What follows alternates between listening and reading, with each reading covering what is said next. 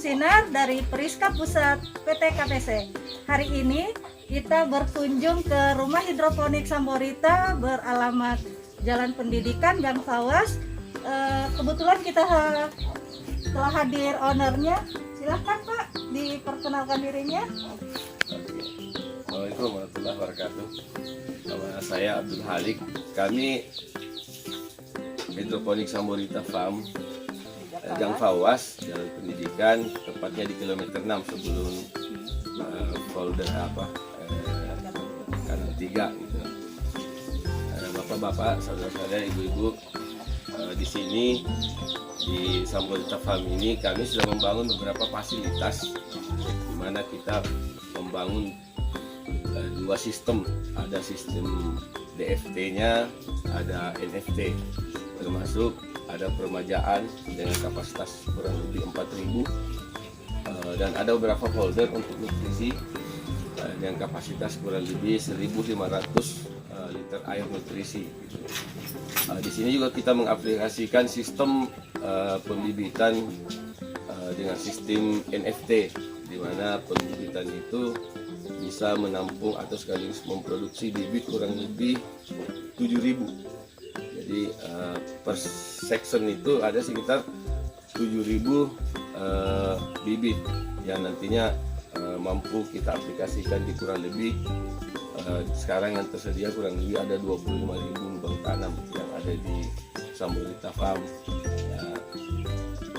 Jadi di sini terima kasih atas kunjungannya Periska PT Kaltim Primakol, di mana ini kunjungan yang pertama dari Periska. Mudah-mudahan nantinya kedepannya bisa kita kerjasama sambil sama-sama belajar, karena sampai saat ini saya juga masih tahap belajar. Cuma kenapa harus kita memilih hidroponik? Sementara kalau kita lihat masih banyak lahan tidur yang tidak terolah. Ada beberapa ada beberapa keunggulan yang kita bisa dapatkan dengan berhidroponik. Pertama, kita tidak mengenal musim. Di kota Sangatta ini kan kadar asam tanah itu sangat tinggi sekali, sehingga untuk memproduksi sayuran itu kita harus banyak sekali menggunakan pestisida, fungisida maupun pengapuran segala macam. Ya, alhamdulillah kita mulai belajar membuat nutrisi itu bukan hanya mengandalkan nutrisi seperti ini. Nutrisi ini kan memang sudah paten ya, ada namanya AB Mix ini. Kita menggunakan dua macam, ada AB Mix yang hijau hidro, kemudian kita pakai AB Mix nutrisi hidro seperti ini. Jadi kita seperti ini, ada dua macam. Tetapi kita juga sekarang lagi menganalisa nutrisi yang kita bangun dari menggunakan sistem ini fermented gitu. Jadi kita membuat pupuk atau nutrisi itu dari fermentasi. Pak, kita mau bertanya, kira-kira apa aja yang kita butuhkan untuk berhidroponik? Oke. Hidroponik ini kan medianya adalah pipa, ya kan? Kita tidak menggunakan media tanah sama sekali. Jadi yang paling utama, bahan utama adalah seperti ini, Bu, ya. Pipa. Kita punya pipa, termasuk ada instalasi, ada pipa, kemudian ada alat lubang, karena ini kan ada alat seperti bor. Kita lubangi ini, kita menggunakan namanya also. Jadi ini also namanya. Jadi also. Kemudian kita sistem sirkulasi airnya kita menggunakan pompa. Pompa tidak terlalu besar ya, supaya kita irit energi. Kita menggunakan pompa jenis Sakai Pro. Sakai Pro ini adalah jenis pompa yang sangat bagus sekali. Kemudian juga dia hanya membutuhkan 18 watt saja. Ya, jadi 18 watt saja ini. Berarti semacam pompa akuarium? Ya, biasa kurang lebih pompa akuarium. Kemudian di sini juga ini untuk instalasi pipa, tapi kalau untuk apa namanya kayak rakit apung beda lagi, jenisnya beda lagi, dia pompanya beda lagi. Tapi kalau untuk kita aplikasikan di sini, kalau untuk rumahan lebih bagus kita menggunakan ini. Bukan iklan ya, tapi ini adalah Sakai Pro, dia Jepang asli, agak sedikit mahal, tetapi kapasitasnya sangat luar biasa. Ya. Kemudian jadi untuk memulainya kita lihat yang pertama adalah jarak tanam. Kita harus menentukan jarak tanam ya. Jarak tanam kurang lebih hampir sama dengan di konvensional, di mana karena sawi itu melebar ya, karena ini kalau untuk aplikasi sawi itu melebar, minimal jaraknya itu 18, kalau bisa ya 18, jadi 18. Kalau misalnya kurang dari 18 cm? Kurang dari 18 itu pertama ini daunnya tidak mekar, kemudian dia berebut nutrisi, ya kan? Dia berebut nutrisi karena otomatis di dalam satu pipa ini kepadatan tanam itu sangat mempengaruhi. Pertama nutrisinya, kemudian oksigen, kemudian juga pencahayaan, karena semua jenis tanaman daun itu sangat butuh pencahayaan yang maksimal gitu. Makanya kenapa harus ada kita gunakan seperti UV.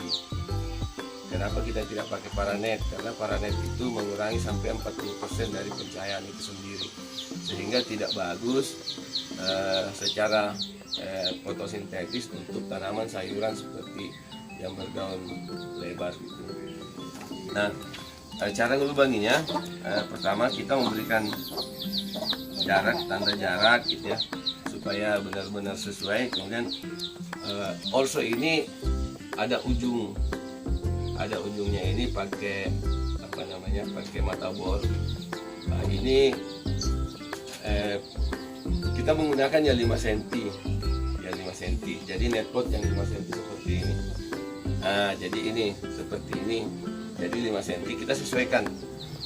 Nah, sehingga pada saat nanti kita pasang, netpot ini tidak jatuh ke bawah. Jadi also-nya bermacam-macam. Kalau untuk yang di sini kita menggunakan ya 5 cm. Jadi supaya benar-benar pada saat kita masang itu dia tidak jatuh. Jadi cara melubanginya, ujung mata bor ini kita taruh di titik ya, titik yang kita sudah center. Jadi ini namanya jarak center, namanya center lubang.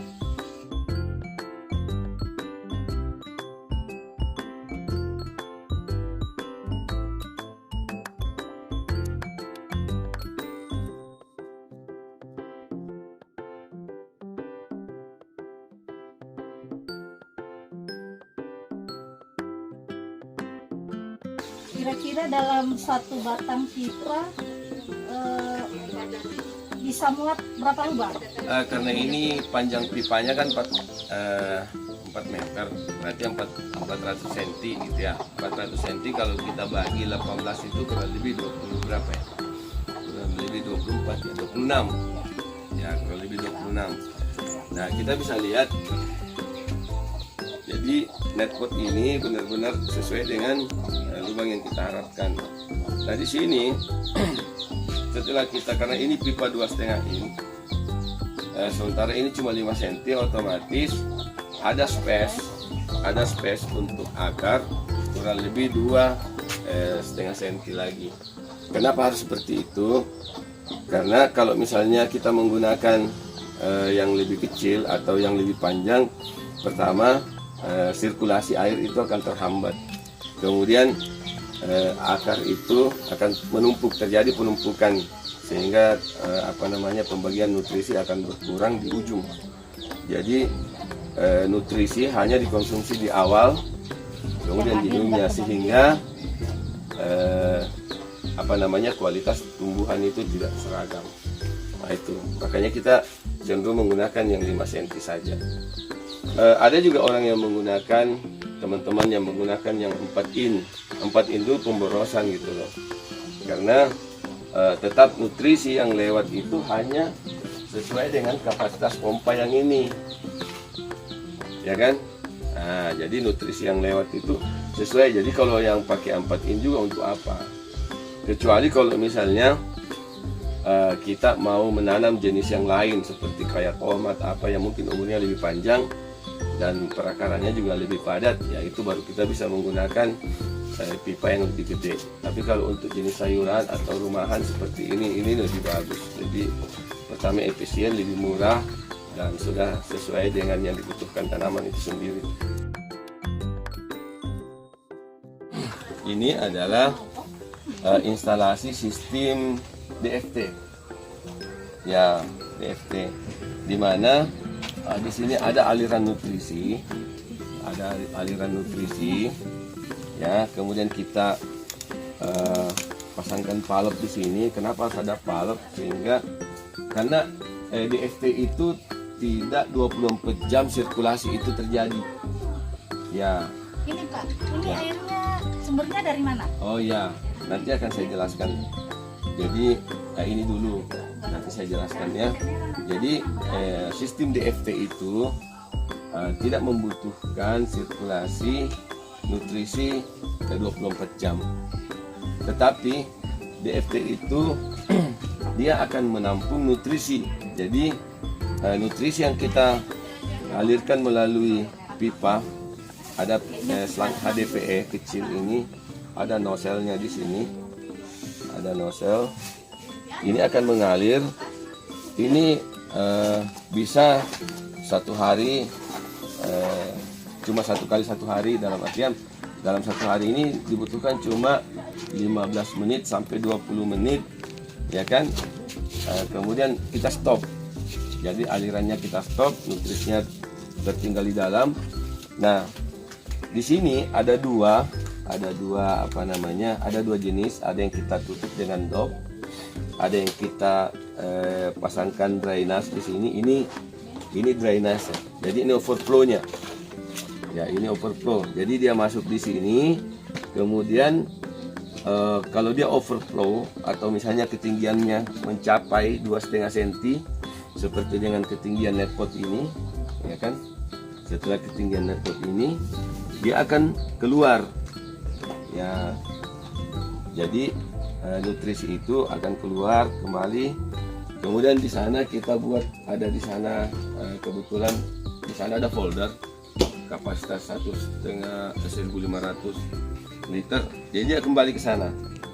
Nah, kemudian ini juga nutrisi ini dari sana juga, dari folder sana juga kita pompa, ya kan? Kemudian di atas sana ada tandon kapasitas 1.200. Ya, nanti kita akan lihat semuanya. Jadi sistem seperti itu. Kemudian di sebelah sana ada sistem NFT. Bisa kita lihat. Di sini ada sistem. Ini NFT. Jadi ini NFT. Dia seperti ini. Jadi nutrisi yang dari sana itu dia akan terbuang secara otomatis di sini 24 jam. Ini sangat beda sekali dengan DFT karena di sini pompa, ya kan, pompa suplai nutrisi itu dia akan bekerja 24 jam selama ada tanaman di modul ini. Iya, itu di sini ada NFT. Kemudian ini ada instalasi permajaan gitu. Jadi di sini ada instalasi permajaan. Instalasi ini kapasitasnya 4.000. 4.000 lubang Ya, 4.000 lubang tanam itu. Ini sama sistem DFT. Jadi sistem DFT. Kenapa dia DFT? Karena pertama dia lebih irit energi, kemudian dia lebih padat gitu, lebih padat. Kemudian kita naruhnya netpot, masing-masing netpot. Nah, sistem DFT itu seperti ini dulu ya. Di sini ada tulang nutrisi. Ya, sistem DFT itu seperti ini. Di sini ada kolam nutrisi. yang lagi bekerja. Jadi pompa ini bekerja mensuplai, kemudian dia mengalir secara otomatis. Dan ini apa namanya? Nah, nutrisi ini kita bisa cek menggunakan PDS. Jadi kemudian di sini saya masih status uji coba. Saya uji coba bawang merah. Ini bawang merah. Ini umur 1 minggu. Iya. Jadi ini bawang umur 1 minggu. Ini masih uji coba. Ini umur 2 minggu. Umur 2 minggu.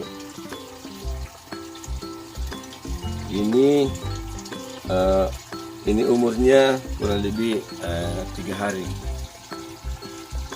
Ya, jadi 3 hari. Jadi semuanya bisa di hidroponik. Jadi nutrisi ini harus betul-betul disesuaikan dengan kebutuhan tanaman itu sendiri. Jadi di sini ada alat PDS namanya, ya, untuk mengukur ppm. Jadi istilahnya tingkat kepekatan nutrisi dalam air gitu. Nah, di sini coba kita cek. Jadi di sini coba kita cek ya. Nah, air ini, jadi airnya ini nutrisinya 996 ppm. Ya. Kalau di bawah dari 900. Tumbuhan tanaman ini itu akan seperti ini. Karena ini kemarin kita kurangi nutrisinya, akhirnya kita uji coba gitu loh. Seperti ini. Jadi ternyata dia kuning. Cara membibitnya, Pak? Oh iya.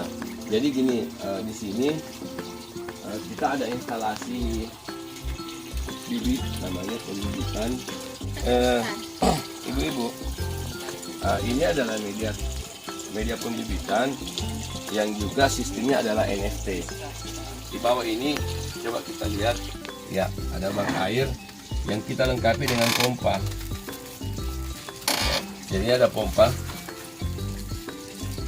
ibu-ibu ya. Nah, ini pompanya sama dengan itu. Ini air baku. Ya, air baku ini dari air biasa ya. Dan kemudian media ini kita simpan ya Bu ya. Kita simpan.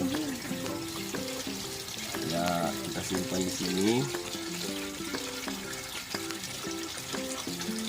Kita simpan. Kita naruh seperti ini. Dan yang harus kita perhatikan adalah aliran air harus tetap terjaga. Karena kalau tidak bibit ini akan mati. Ya, seperti ini. Pak, nanya dulu. Ya. Sebelum seperti ini, seperti apa naruhnya bibitnya? Oh ya, nanti kita anukan ya. Jadi sebenarnya sih bibit ini bibit ini sebenarnya sudah ada medianya. Kita buat dari ini, medianya macam-macam, ada dari anu. Nah, untuk jenis ini kita pakai Grand Food Soy. Nah, ini adalah biasa dikenal dengan sawi sendok atau sawi daging. Ya, caranya itu gampang. Jadi kita pakai stick, kita basahin sticknya. Pada saat sticknya ini, ujungnya ini kena di bibit, nah bibitnya lengket nih, seperti ini. Ya kan? Nah, kemudian kita naruh, nah, seperti ini. Berarti satu biji. Jadi satu biji kita udah buatkan lubang, ya kan? Kita buatkan lubang. Nah, seperti itu. Nah, jadi gampang. Jadi seperti ini. Jadi sistem pembibitannya seperti ini, ya. Nah, kalau ini sudah terpasang, ini media ini kita tutup pakai ini. Kenapa? Karena tanaman ini belum membutuhkan pencahayaan yang banyak. Iya. Ya, belum membutuhkan pencahayaan yang banyak. Kemudian perlu kita tahu bahwa air yang kita alirkan di sini murni air air baku ya, maksudnya Berarti belum ada nutrisi. belum ada nutrisi. Ya, Nah, kira-kira berapa hari? nah Berapa hari setelah pembibitan terus diberi nutrisi? Airnya jadi diberi karena kan tanaman itu kan muncul dia punya sel, maksudnya terbangun selnya itu pada saat dia sudah punya daun. Nah, seperti ini kan. Pada saat ini daun ini benar-benar daun ini sudah mekar, sudah besar daun ini, ya kan?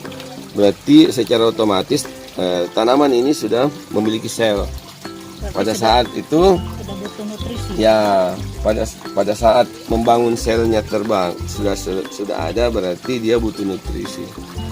Ya, tapi nutrisinya nggak boleh banyak. Paling tinggi nutrisi yang dibutuhkan itu paling tinggi adalah 400 ppm. Itu maksimal. Jadi nutrisi yang paling tinggi. Kenapa? Karena dia masih baby, dia masih rawan. Tapi karena selnya sudah terbangun, makanya tetap dia membutuhkan nutrisi.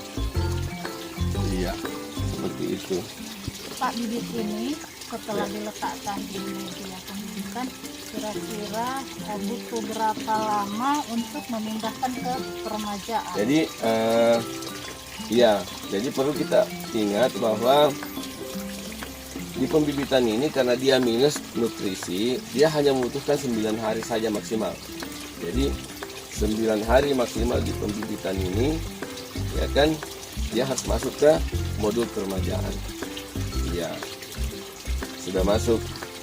Secara otomatis setelah dia burung 9 hari, daun apa namanya itu, daunnya itu, maksudnya tingkat sel di tanaman ini semakin tinggi sehingga dia juga butuh nutrisi semakin banyak.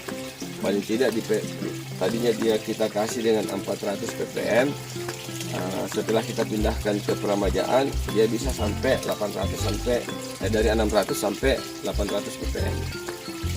Iya, seperti itu.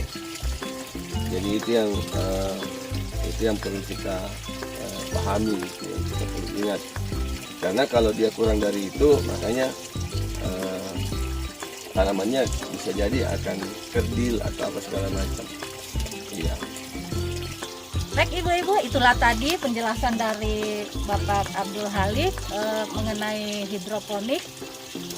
Ibu-ibu, karena selama ini kita di rumah aja, jangan kita berputus asa, jangan kita jadi kaum rebahan, tapi mari kita sama-sama membuat kegiatan yang positif. Salah satunya tadi seperti hidroponik. Nah, di hidroponik ini otomatis walaupun lahan kecil, halaman kita kecil, tapi kita bisa produktif di rumah. Ibu-ibu, ayo, pasti kita bisa. Dadah, assalamualaikum.